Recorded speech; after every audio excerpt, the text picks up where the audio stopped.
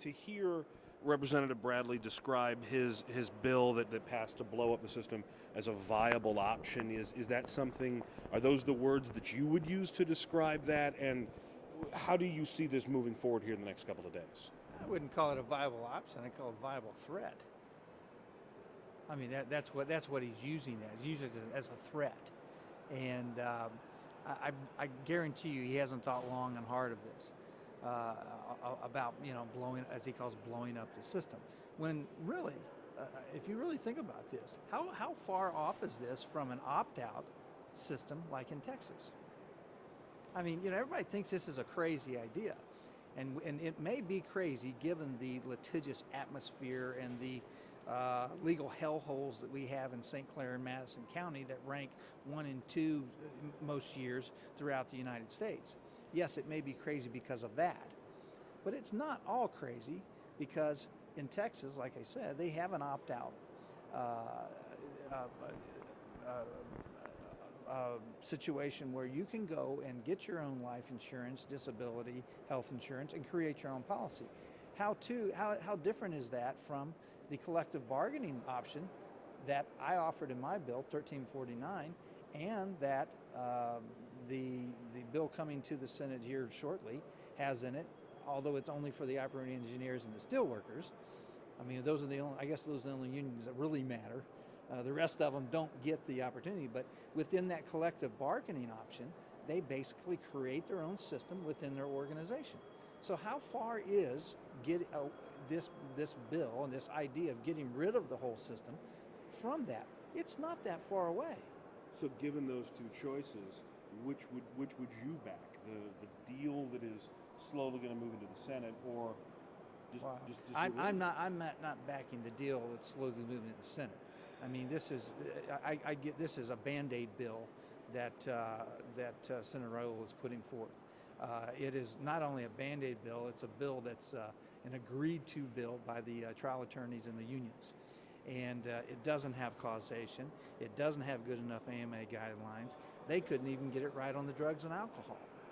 I mean, they've got loopholes so big in this that you wonder why Caterpillar's not on the bill and why they're neutral. Because you can drive one of their mining trucks through every loophole in this bill. So it's got a bill with a lot of problems. It's anemic, it's weak, it's nothing but a Band-Aid. I cannot support this bill. We had the opportunity to provide a remedy for this racket we call workers' compensation in this state. We had that opportunity with Senate Bill 1349. But special interest of the trial lawyers and the unions was so heavy and so powerful that the Democrats could only vote present. As a result, all we get is the crumbs from the table of those two groups. If Raul's bill is not acceptable and Bradley's bill blows up the system, what's left is the option, and is there a third option of do nothing? No, we can't. We can't do nothing. The option is we go right back to work and we go right back to negotiating, and we do what Caterpillar's asked for. We put in real reform. I mean, we put in causation that the public understands. I mean, everybody, the special interests think the public's stupid. They're not stupid. They understand what causation is. If you get hurt at work, you should get paid. But there's a reason they don't call it hurt playing softball on the weekend compensation. It's workers' compensation. The public understands this. They're not stupid. And that's about fairness. And that's how you really lower the cost of the system and put this racket to an end. Beyond workers' comp, it looks like the Senate is going to have to do some more of the heavy lifting to get through the end of session. The Senate's going to have to vote on the House budget if there's going to be a deal on anything. It looks like more of the House, for all intents and purposes, is kind of done until the Senate sends them something. How do you see this playing out? I think all hopes are over of being out of here before Tuesday, but talk me through the next couple of days and what do you see, and is it all going to come from the Senate? Boy, you know what?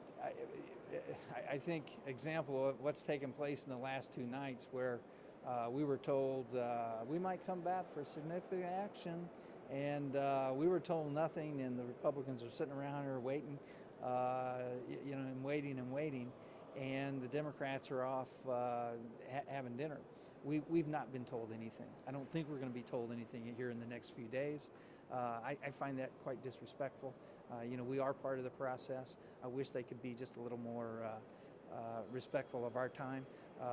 We'd obviously be willing to work with them a lot more if we were respected a little more. So I can't say what's going to happen.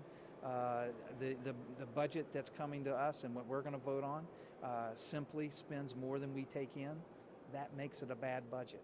When you spend more than you take in, it's not balanced and it's not right. So, I voted on the portions of the budget that mirrored or got close to mirroring the Illinois Reality Check Plan that myself and others put forward.